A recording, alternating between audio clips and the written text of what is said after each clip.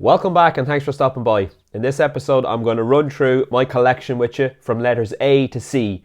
So as you can see behind me here is my shelving with all my albums on display, alphabetized from letters A to Z, AC/DC to ZZ Top. So we'll start at A and we work our way across and you can see what's in my collection. So let's dive straight in here. Starting off with A, we have of course the mighty AC/DC. Love these guys. So we've got High Voltage, of course, 1976, the debut international release. Let There Be Rock, Powerage, and Highway to Hell. That's the Bon Scott era. And then from the Brian Johnson era, I have the classic Back in Black. I have Thunderstruck's Razor's Edge.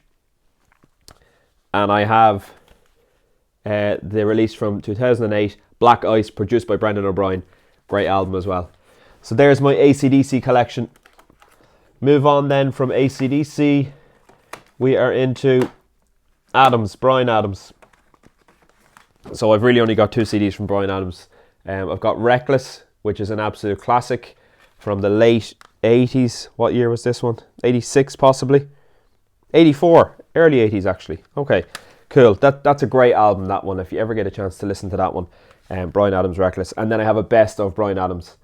So, not a huge Bryan Adams fan, but I do like some of his stuff. He is a good rocker. Certainly the 80s stuff is very good. So you should go check him out if you haven't already. And then we come on to Ryan Adams, not to be confused with Brian. So I have one of his albums, that's the album Gold. That was released in the, was it the late 2000 or early 2000s? Sorry, yeah, 2001 that was released. I remember when that one came out.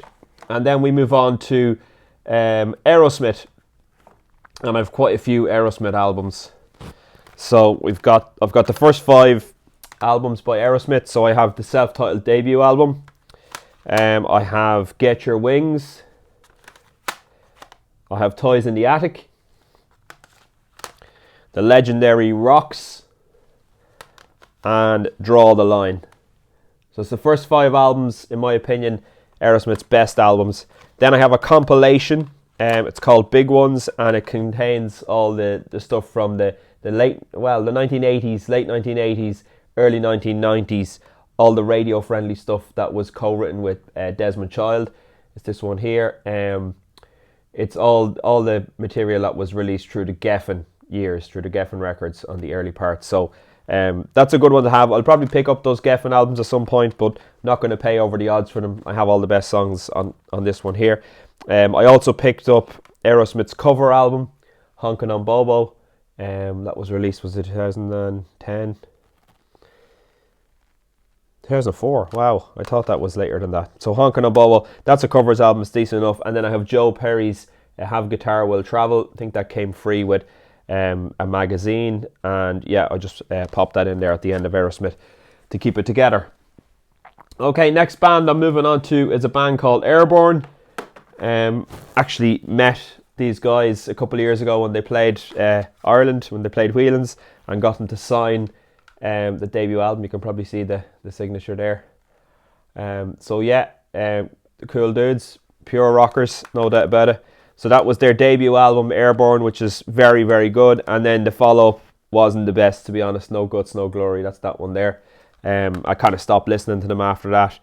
I saw them a few years ago. They supported Iron Maiden at the festival up in Belfast. Name escapes me at the moment, but I think that was 2022, just after COVID. And yeah, they rocked. They're a great rock band. But yeah, very, very similar to AC/DC.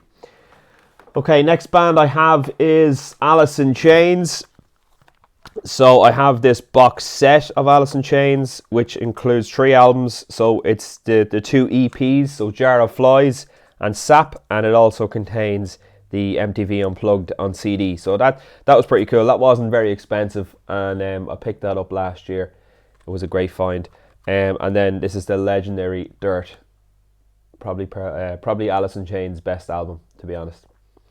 Absolutely classic. I need to pick up their first album, Facelift, at some point, and also their self-titled album and Black Gives Way to Blue. So they're all on my want list. Hopefully pick them up at some point in the near future. Next band I have is a band that I love. It's a band called Alter Bridge. Mark Tremonti's band. They were basically the rhythm section and guitar player from Creed. They had previously been with Scott Stapp, so there was Brian Marshall on bass and Scott Phillips on drums, and they parted ways with Scott Stapp, and then they formed Alter Bridge with Miles Kennedy from the Mayfield 4. This is their debut album. It's probably not their best album. It's an excellent album, but I think their best album is probably Blackbird, which is their second album. Again, I don't have that, but it's on my want list, so it's another one I'm looking out for at the moment. Next 3 CDs are from an Irish band called The Answer. I have their debut album Rise here, which is a great album, and then their second one, Everyday Demons. This one here, that was a decent album as well. And then this always makes me laugh. Revival, it was a 2-disc edition. This was their third album, but you can see the price there. It was nearly €14 for a brand new CD. So that's the way things were back in the day. Before streaming and downloading, you really didn't have much of a choice. Well, you could download a crappy copy, or you could go and support the band and actually buy the album. And because this band is an Irish band, they're actually from the north, but they consider themselves an Irish band, I said I was going to support them and buy their first few albums. Kind of fell off after that then, and didn't really buy much more from them, but they're definitely a great band, no doubt about it. Next one I've only one album by this band, the Arctic Monkeys. Whatever people say I am, that's what I'm not. Bought this when it came out. Absolutely classic from the Arctic Monkeys. I still need to pick up some of their follow-on albums. Favourite Worst Nightmare, Humbug, Suck It and See, AM. I need to pick up all those albums. I have heard them over the years, but I just need to pick them up on CD.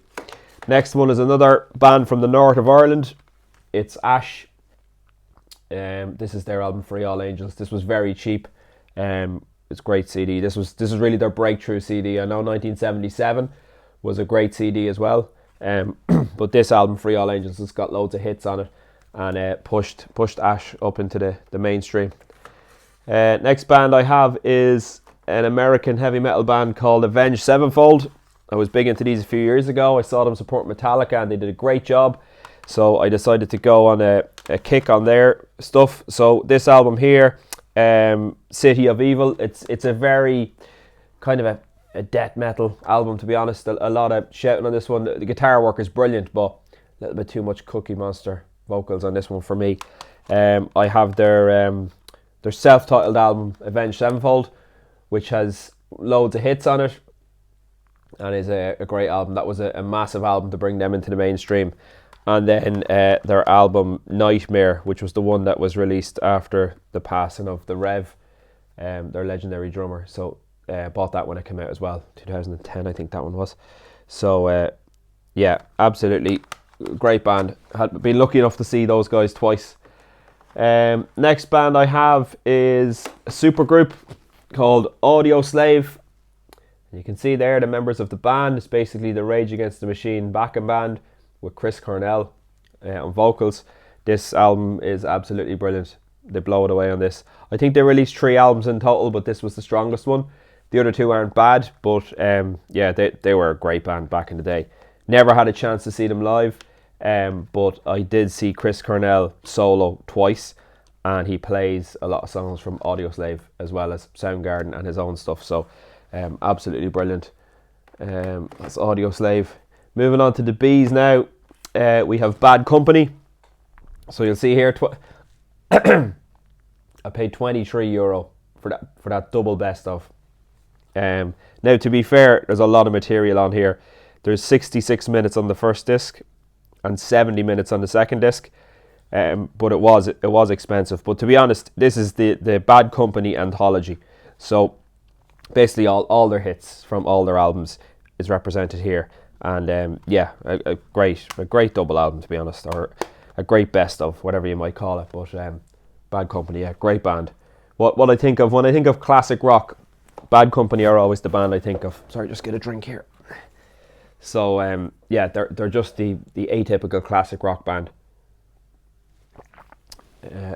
Okay, we move on here to the Beatles. Okay, this is going to be a big section. I have a lot of Beatles stuff, so I might have to take it out in 2 hits here.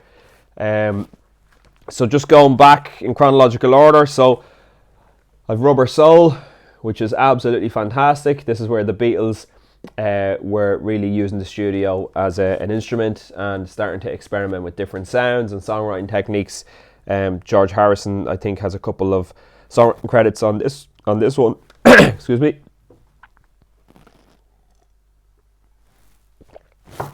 So yeah, that's a brilliant one, Rubber Soul. Then they keep on going in that vein with Revolver. Again, another classic album. Love the cover on this one, absolutely brilliant. So that one was 1966. Then we're into 1967 with Sgt. Pepper's Lonely Hearts Club Band. Again, I've talked about this album many times on the channel before. Absolutely brilliant, a masterpiece in terms of sonics and production and everything else. Top notch. I recently added to the collection the White Album, so all the colours and the visual aspect of Sgt. Pepper's cover, and then you have the White Album, which is just a plain white album cover with the Beatles written on there. You probably can't even see it in the light. The Beatles is embossed there, yeah, there you go. So the White Album. Giving Metallica inspiration for the Black Album, so there you go. And then we have of course, Abbey Road, arguably one of the best Beatles records. Absolutely top notch. This was the last album that they recorded, but the second last one that got released before they split up. And then I have the original remastered CD, but it was of the Wall of Sound Phil Spector mix, which of course Paul McCartney hated, and as soon as he had the chance, he had that remastered. We'll go through that in a moment. But this is the original Let It Be on CD. So obviously the original pressing was vinyl, but this is the original version on CD. So yeah, Let It Be. I think actually Let It Be is a very strong album. I know a lot of people don't think that, but I think it's very strong, to be honest. I think there's some great tracks on it. Then we move into the 90s. One of the first CDs I ever bought, the Beatles Red Album, 1993 released. I think I bought that in 97 or shortly after I got my first CD player. So that's an absolute classic. And then instead of buying the Blue Album, I ended up buying the Anthology number 3, which is very good, to be honest. Absolutely excellent. Probably wasn't the right thing to buy this before buying more of the Beatles studio work, but I'm fine with it now because I've caught up with all the other studio albums and best of, so I've absolutely no problem having this in my collection now. It's absolutely brilliant. I spoke about the Let It Be remaster, that's this one here, Let It Be Naked. So that Paul McCartney pushed this one. This one was released in 2003, I believe.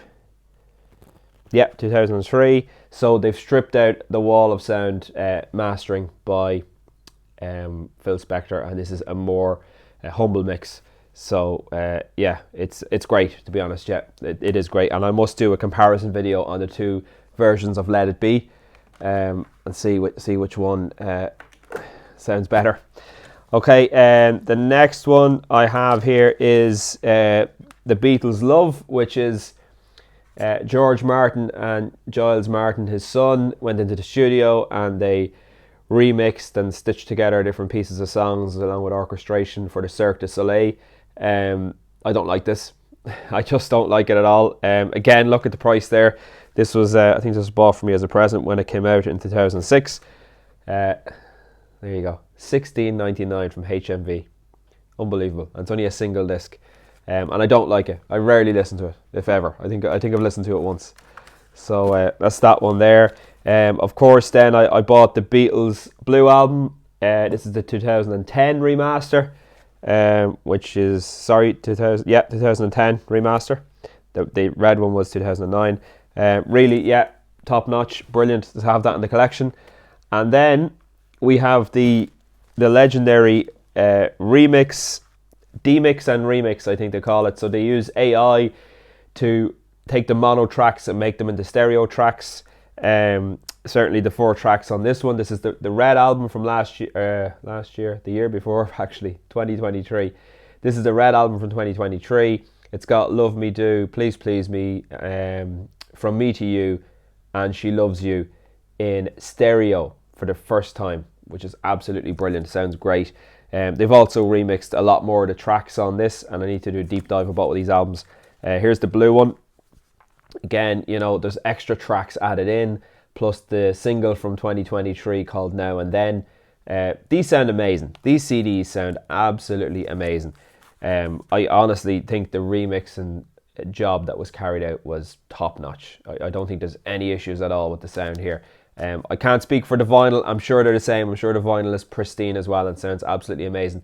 But a lot of people say with the older Beatles albums, maybe take Sgt. Pepper's aside, but the production and the mixing, it was good for the time maybe with the technology that they had, but the way they were able to separate out tracks and remix them in stereo, I think is just phenomenal. It gives a whole new dimension to all these classic Beatles songs, and I certainly enjoy listening to these albums. So yeah, that's just my take on it anyway. Obviously being a big Beatles fan, I have to have some John Lennon in here, so I have the very best of John Lennon, his solo work, which is absolutely brilliant. Has all the hits on here: Imagine, Jealous Guy, Cold Turkey, Mind Games. Absolutely brilliant. Woman. That's John Lennon. Moving into Jeff Beck now. I have this box set of Jeff Beck. It's got 5 albums in it, and it's absolutely brilliant. I've listened through a number of times, but I need to get more time to listen to these albums. It's got, let me see, Rough and Ready, the Jeff Beck Group, Blow by Blow, Wired, and the Jeff Beck Group with Jan Hammer Group Live. Absolutely top notch. Jeff Beck was a fantastic guitar player. And then we have the album Truth, which I bought separately because it wasn't included in the box set. But yeah, really enjoyed listening to those, and they will definitely get more airtime. Next we have Biffy Clyro, which were a huge band back in the day when I was getting into music. But this is 2007's release. What's it called? Puzzle. After this album, they really fell off the radar for me. They became a pop band. This is a rock album, symphonic rock or whatever you want to call it, indie rock. But it's heavy and it's really, really good. But no, they came out with an album after this. One of the songs became an X Factor #1, and there was another song, I Am the Mountain, I Am the Sea. I didn't like any of that sort of stuff. That really didn't impress me whatsoever. Okay, now we're into all the black bands. Okay, so Black Country Communion, their debut album I have, and I also have their second album. They released their latest album, number 5, last year, which is very good. You should definitely go have a listen to that. And number 4, I think, came out in 2017. Again, that's another brilliant album. I wouldn't recommend number 3. I don't think it's a great album. But yeah, I love Black Country Communion. I think they're absolutely brilliant, and I'm hoping they tour here in Ireland this year or next year on the back of their new album. So we'll see how that goes. Of course, Joe Bonamassa on guitars, Glenn Hughes on bass and vocals, and Jason Bonham on drums. Now I have my Black Sabbath collection, which unfortunately is only 4 albums, but that needs to grow this year, and hoping it will. So I have the debut album from Black Sabbath, absolutely classic. I have Paranoid, their second album, which was obviously meant to be called War Pigs, but they weren't allowed to call it that. Their third album, Master of Reality, absolutely classic. And then I have the, I think this is their 9th album, and their first with Ronnie James Dio, and it's called Heaven and Hell, and another excellent album. So I think like these albums were all remastered in the 1990s, was it? No, 2004. So in 2004, sorry, the earlier ones were 1996, and then the later ones were 2004.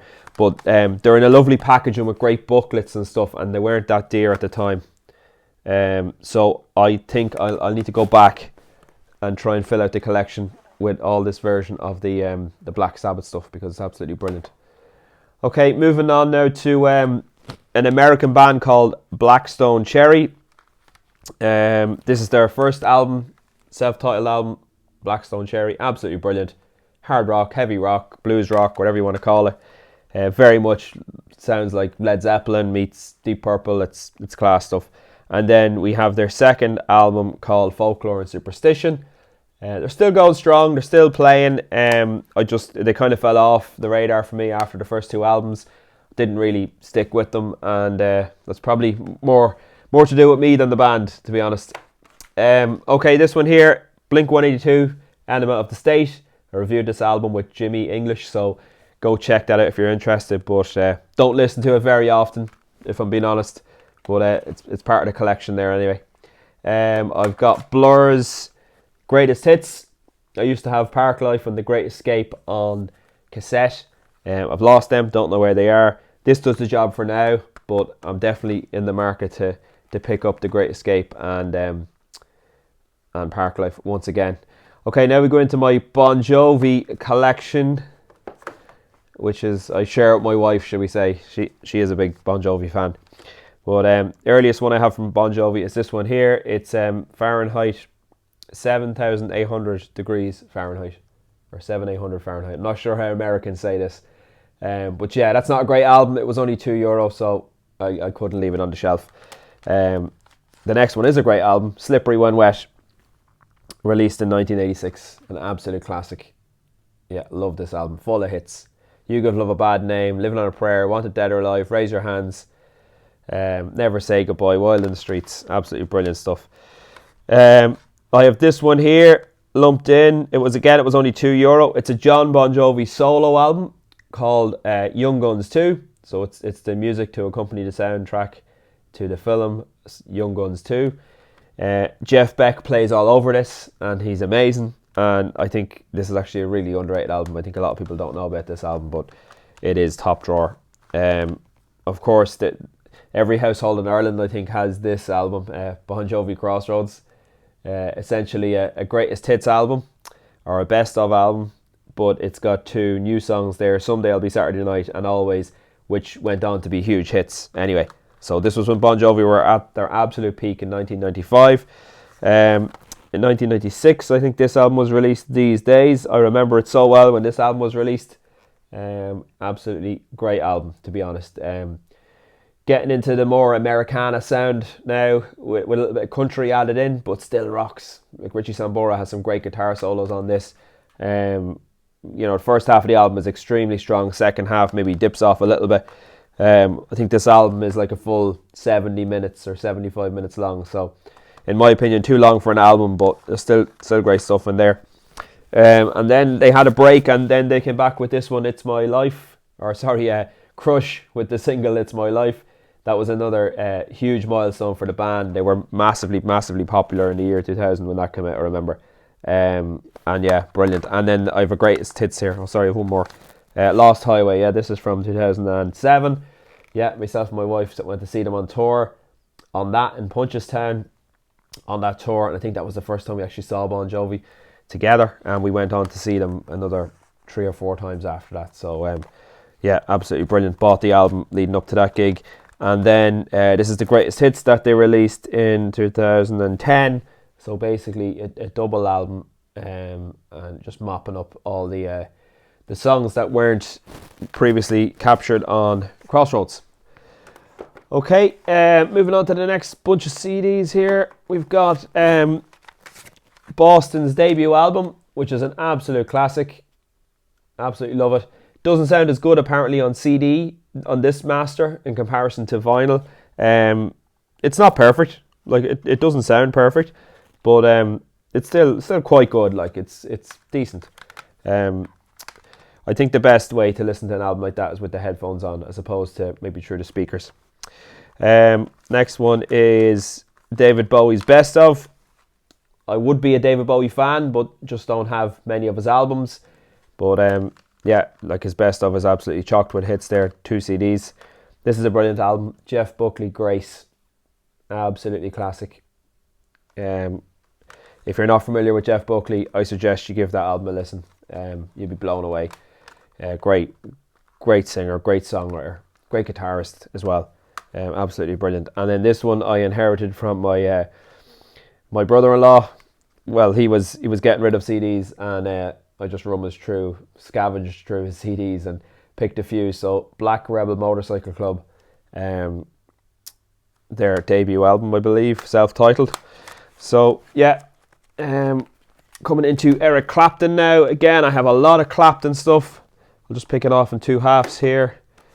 So 1966 Beano album, of course, talked about this many times on the channel. Legendary album from Eric Clapton. We've got Disraeli Gears here. The Cream Classic, Sunshine of Your Love, Strange Brew, Tales of Brave Ulysses. Excuse me, losing my voice here. Outside Woman Blues, absolutely brilliant, classic Cream there. Derek and the Dominoes, Layla and Other Assorted Love Songs. I know this album gets a lot of stick, especially from some of the prog gurus, but I love it. I love Eric Clapton's playing, and obviously Layla is a class song, but there's plenty more on this that's brilliant. And I want to pick up the live version of Derek and the Dominoes at the Fillmore, because I've listened to it on Spotify, and there's a guitar solo on there that just blows me away every time. Why Does Love Have to Be So Sad, I think is the name of the song. Yeah, so it's track number 9 on this, but the live version is 10 times better than the album version. So I need to get my hands on that at some point. This is Clapton Unplugged, which saw a rebirth of Eric Clapton's career. It's a decent album. Like, I didn't used to be so fond of it, but I recently stuck it on a couple of months ago, and I was impressed with it. Maybe as I'm getting older and getting more mellow, I can appreciate the finer things in life. This one here is a covers album. It's called From the Cradle. It was said it was a return to form. Eric's playing on this is amazing. Real heavy blues guitar rock on this one. The first Eric Clapton CD I picked up was this one, Clapton Chronicles, and I was very disappointed. It's very mellow. It's a lot of his 1980s hits and 1990s hits. Didn't really click with me, to be honest. I had another one called Cream of Clapton, which was much better, but I think that's been misplaced over the years. Okay, I'll run through my second batch of Clapton CDs. So I've got this one, Reptile, from 2004, I believe. No, 2001. Okay, so that's that one. That's a picture of Eric Clapton on the front. This one I've only listened to once or twice. I don't think it's absolutely. I don't think it's a knockout. It's okay. This next one is actually surprising. This is Me and Mr. Johnson. It's a collection of songs, cover songs.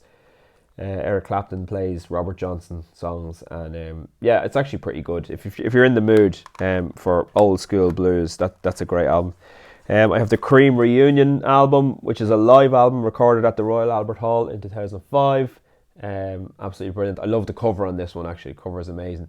The only thing I'll say about this reunion, Eric uses a Fender Stratocaster for the whole gig, and if you know anything about Cream, Eric didn't use Fender Stratocasters for Cream. He used Les Pauls, he used SGs, and he used 335s, Gibson 335s.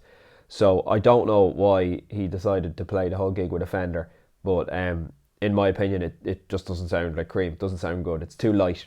Cream were a rock band, heavy blues band, and to me, it just isn't working the sound, but still a great album. But yeah, just that was one little criticism I had. I picked this album up a couple of years ago. It's called Complete Clapton. So it's a 2 CD, and it's basically got all of Eric Clapton's best hits. Stuff like Presence of the Lord or Blind Faith. Like, I'm hardly going to go and buy that album just for that one song. And it's also got a lot of the Cream stuff on here and stuff with Derek and the Dominoes. So it's great. And it's also got a lot of his 1980s stuff that I may not buy the actual album. So it's great to have that there. And then I went to see Eric for the first time in 2011, and he released the CD a couple of months before he played. So that's why I picked that one up. It's terrible. It's not a great album at all. But I was going to see the man, so I said I better buy some of his new material. And at that stage, we still hadn't had Spotify at that stage. So I don't think I'll be buying Eric Clapton's latest album, shall we say. Okay, and then we come into the last two to make up the C. So this one here, Coldplay Parachutes, the only album I own by Coldplay. I actually liked this one. I think it was quite good. It was like an indie rock vibe they were going for, kind of like I don't know, Radiohead meets Travis or something. I actually thought this was quite a strong album. Second album was okay as well, but then as we go on, they really didn't do it for me then, and now they're not even a rock band anymore. They're just a pop act or dance act. I don't know what they are, but I certainly don't listen to them anymore. And then I have Creed, this one here, their debut album, My Own Prison, which is quite good, but I need to get my hands on the other Creed albums. Okay, that was quite a long video because I'm running through every album in my collection. We got from A to C on this one, and in the next section I'll be running from D to M. So make sure you stay tuned for that one, and I will talk to you on the next one. Bye for now.